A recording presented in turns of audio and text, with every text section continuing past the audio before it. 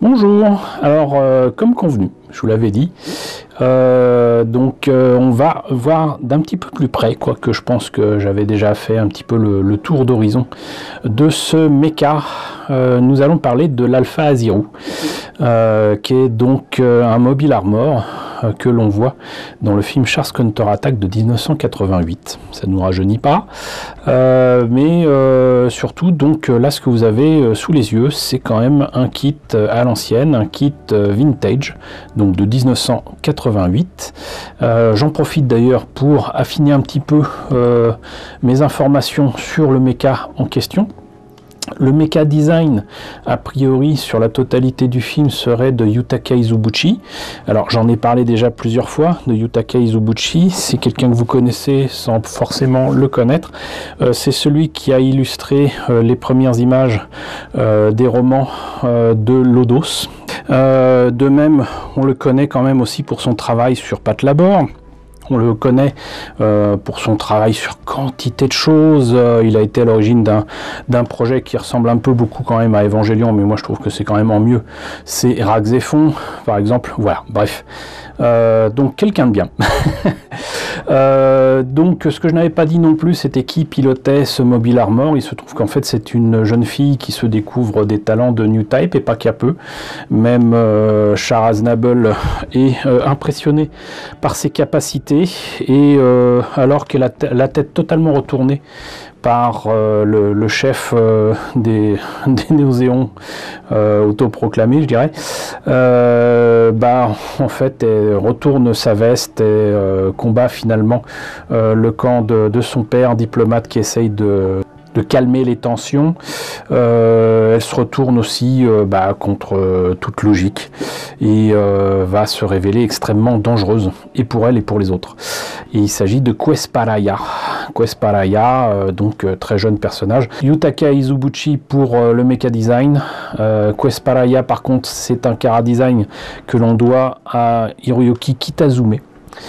Qui d'ailleurs, pour la petite histoire, fait partie de ses premiers invités du milieu des années 90 à être venu en France, à être invité en France, et notamment il avait été invité par Kazé avec l'événement Planète Manga qui avait eu lieu à Porte de Champéret. Quoi qu'il en soit, donc Alpha Azirou 550. Pour autant, la boîte est aussi grande que les kits, en fait, un 144 de l'époque. Il me semble que c'est la même taille que la boîte du RX93 que l'on voit ici. Je l'avais dit la dernière fois, mais je le rappelle. Donc là, c'est vraiment le vrai rapport d'échelle entre l'Alpha Azirou et le New Gundam. D'ailleurs, c'est encore plus parlant ici, avec donc cette image là. On voit bien que le RX93 ou un 550 fait pas le figure par rapport à l'imposante masse que représente l'Alpha Azirou. Là par contre, sincèrement, la version j'arrive à me poser ne me convainc pas le moins du monde. Par contre, là on voit que quand même pour l'époque, c'était quand même assez cher. 1000 yens, ça fait dans les 8 euros. C'est quand même un peu exagéré, même pour l'époque. Même s'il y avait des kits Charles Counter-Attack assez sympas. Par exemple, j'ai le RX93 d'époque. Il a des pièces en métal, quoi. Il est très très lourd. Là, on voit donc le modèle monté et peint. Voilà. Et ma foi, je crois que c'est tout. Donc, on va pouvoir de nouveau voir à l'intérieur ce que ça donne. Alors, donc, les pièces en présence ici. Voilà, vraiment kit à l'ancienne, puisque comme beaucoup de maquettes que j'ai des années 80, on voit les couleurs à mettre sur les pièces, encore sur les grappes. Là, on en sait un petit peu plus sur l'Alpha Azirou. Ce qui est étonnant, c'est qu'il n'y ait rien sur la pilote. C'est peut-être parce que c'était sorti avant la sortie du film, je ne sais pas. En tout cas, il y a son armement, qui est, mine de rien, assez impressionnant. Avec des psychos fanel et tout ça, là, contrôlé par la pensée. Et là, donc, on voit comment modifier les pièces articulées pour faire la version qui peut se poser, qui très sincèrement non seulement ne ressemble à rien, mais ne sert à rien. Alors sur la notice, on commence par quoi? Apparemment, je pense que c'est la tête, avec ce qui pourrait s'apparenter au torse. Ensuite, on a le reste, je pense, de ce qui va devenir en fait le bassin ici. Là, on a une grosse pièce qui se met sur la tête. Sincèrement, je ne sais pas à quoi ça ressemble ni à quoi ça sert. Quelques tuyères derrière, des pièces articulées. Je pense que c'est pour le bassin, ou ce qui tiendra lieu de bassin.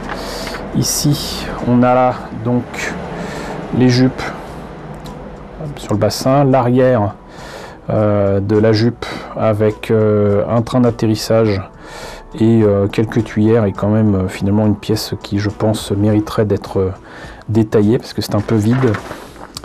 Les fanelles qui peuvent donc sortir de la jupe arrière, les espèces de réservoirs, de nouveau des trains d'atterrissage ou des griffes, c'est comme vous voulez, des armes qui se mettent sur le bout des qu'on appelle ça, des épaules, là des mains. Ici, justement, les bras et les épaules. Voilà. Et donc, au final, on l'a vu tout à l'heure, il y a quand même le RX93 à monter. Et on obtient ça. Voilà, donc on voit, hein, c'est à l'ancienne, vraiment à l'ancienne. Mais je l'avais pas, il m'a toujours fait rêver. Et même s'ils en ont sorti d'autres versions, je crois, récemment, je ne sais pas si c'est aussi bien. Alors la dernière fois, ce que j'arrivais pas à voir ce que c'était, parce que c'est blanc sur blanc, c'est pas évident. En fait, c'est les marques blanches qu'il y a sur les espèces de réservoirs qui peuvent tenir lieu de jambes. Et malheureusement, ce sont des autocollants, donc hein, c'est pas des décalcos. Alors autant dire que ça, je vais me faire un plaisir de le faire avec du masquage, parce que j'aime pas le masquage, mais là c'est vraiment du travail de base. Et il y a d'autres trucs qui correspondent aussi, j'imagine, à ces machins là, ici, détourés de rouge, pareil. Je le ferai moi-même, et sinon là il y a écrit Alpha Azirou, ça sera peut-être à mettre sur le socle, on verra. Première grappe.